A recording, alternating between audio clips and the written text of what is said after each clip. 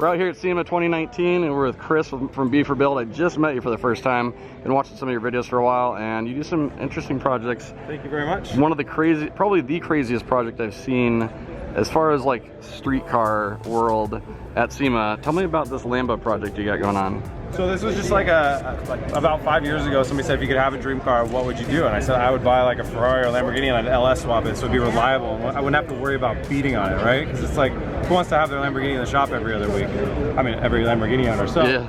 So I always wanted to LS swap one of these things. I did a lot of research and figured out how to do it technically with having a manual transmission in here and all that good stuff. And then once I kind of figured it out, I didn't measure anything. That was a tricky one. So I just knew we'd move the firewall if we had to, but we made it fit. And then so we went hunting for a chassis to find something. So we found one that was it was burned to the ground. The chassis, the rear frame had burnt through. Really? Completely through.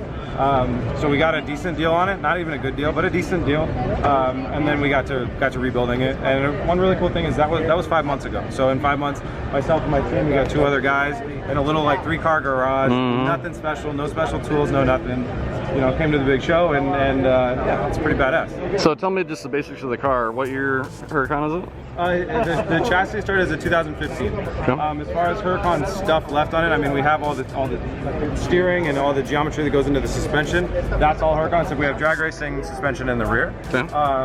And then a little bit of the Huracan electrics I still wanted to have. So headlights, taillights, air conditioning we haven't hooked up yet, but will work. And then so the heater works as well. And then the power windows.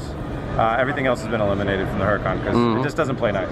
As far as like the transmission, we have the transmission out of an Audi R8, so it's a manual. So we made the first manual Huracan in the world. I was gonna say they're only autos now, right? When we drove it here, we set the world record for the fastest manual Huracan in the world. So obviously Garrett twin turbos here, and we wanted to mount them high so they looked insane. So people from behind us would just be like, "What in the world is that?" So I think we achieved that really well. Yeah. And a Texas Speed 430 Ci LS, a re-sleeve block. So this thing's good to hold 1,500 wheel horsepower. What are you tuning it with? It's all powered by Haltech right now. Okay. So yeah, and it's kind of cool. We actually integrated Haltech's brand new dash. They gave me a prototype dash to be able to show off here at SEMA. It is a really, really cool piece of tech, and it's integrated really cleanly into the Lamborghini dashboard. So yeah, I just ripped the Lamborghini dash out. All it was telling us was how fast we were going and the fuel level, and I was like, I could probably program that with a Haltech. I have no background in this stuff at all. My first standalone, and we got it going the night before SEMA. It was no problem. What's your main goal with the project? So, you know, we wanted to look crazy. Kaizo Salim is my friend and he designed this car, so I've always wanted to build a car that he's designed. So phase 2, what I would call that, is I got to learn a little bit about drag racing. We're going out there to hopefully set some records. I'd like to get fastest stick shift Lamborghini in the quarter-mile record. After that, I'd like to, I don't know, maybe chase down Cletus a little bit, at least give him a run for the money. That might take a year or 2 of learning how to drive, getting a little bit better on the track. But even if we could scare him or get him to miss a shift and then beat him once or twice, that's all I want. And then probably we're gonna kind of detune it and throw all the pretty stuff back on and street drive it, because you know, having an LS, it's exactly like what my dream was in the beginning. Have a LS powered Lamborghini that we can just hammer on and not care about what happens. Yeah. I love it. Where did all the aero come from? It's pretty wild. You know, we just built all of this in our shop. My guy Oscar over here, welder fabricator expertise. So we had a design from Kaizo. We made that design a little bit more realistic through 3D programs of just saying, okay, this is real materials that you can actually go buy rather than, you know. So then everything you just run down to your metal supply store, buy them, cut them right, weld them right. And that's it. Yeah, so it all came together as a really nice package. One funny thing though is each piece individually looked really stupid. So you put one piece on the car without everything and you're like, I don't want to do that. But we had to just trust that the rendering as it all came together would look good, and it looks phenomenal. There's been a lot of mixed reviews on the internet. What do you have to say about the comments you've seen out there? There's a lot of good, a lot of bad. I don't know. I mean, you know, I don't really build cars to make like commenters happy or whatever. Yeah. If there are enthusiasts out there that don't like, you know, what we've done, say you're a Lamborghini enthusiast, I mean, the car was never going to be back on the road, so they should just be happy that a Lamborghini is back and restored, because this would have never been restored if it wasn't for us. That's a good point. It's not like LS enthusiasts are pissed when their favorite engine is going into everything. So, yeah, and I mean, there are always going to be some haters. We're in the business of collecting them, but you know, whatever. It hit every goal and every expectation that I had. This is currently in SEMA trim, right? Yes, that's SEMA trim. Plan to throw some slicks on there. Yeah, for drag racing, the wide body kit will come off. Slicks will go on there. Smaller brake calipers in the rear. We might keep this, or maybe just beef it up a little bit. I mean, I could probably stand on the thing right now. It'd probably do its job.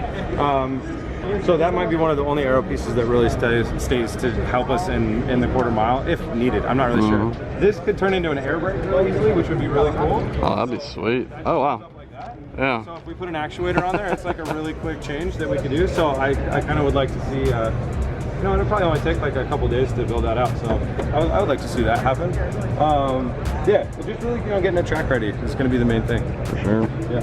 What do you think it'll run after you get things sorted out? I think it's all down to the driver. I think once I learn how to actually drive it, I think it should be able to go as fast as you know, some of the faster ones on there. I think 9s and 8s is possible.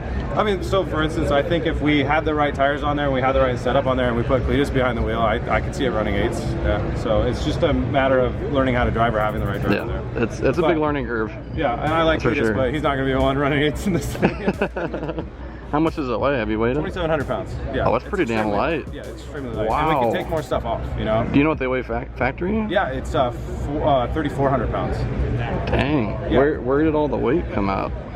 I don't know. We don't have a lot in that engine bay. That's true. Yeah, well, and the body is a Super Trofeo body that we bought from Poland so that's actually a really interesting thing we didn't talk about. What? The body is a Super Trofeo body from a Polish GT3 racing team. And this one was being retired. It was in such bad shape. So every panel, everything was cracked, and there was all these just different problems, chips and cracks and breaks. And like that bumper had been ripped in half at one point. So I bought the whole body for this car for $10,000, including shipping from Poland. Is it fiberglass? It's mostly carbon fiber, and this is like a plasticky like type of stuff. So the doors we built in carbon fiber ourselves. The wide body kit we built in carbon fiber by ourselves, and then the rest of the body was bought from the Polish racing team. It's mostly carbon fiber. So that's probably where a lot of weight savings comes from. But also Lamborghinis, if you've ever worked on them, they're just packed with bullshit that you don't need. So taking all that out must have lost us a lot of weight. That makes sense. So what wheels are these? I gotta ask. These are Rotiform HURs. We got 14s in the front, or no, 14s in the rear, and I think 10s in the front, and with a really crazy offset. But the wide body kit very much mutes the wideness of it. But if you take the wide body kit off, I mean, it looks super insane. So I bet. It's pretty cool. It's perfect for SEMA. Very different and and unique. this body being a GT3 body it's all quick release. It's all it can be. We could have the body off this car in 5 minutes, and it looks insane underneath. So we actually kind of built it so we're like, you know, we will have the body off sometimes. Like, let's make it look nuts. So we got the awesome heat exchangers right here and everything. It looks mean as hell with no body on it. It looks just as good. No body is like full body. That's badass. Well, I appreciate your time, man. I love unique builds, so much. And this was the one I wanted to get the story on because it's just so different. Thanks, man. Yeah, I love your guys' content too. I like watching your channel. So yeah, hopefully I'll see you guys out at the races. Hopefully gonna hop in the passenger seat soon. Hell yeah. Thank you. Thanks.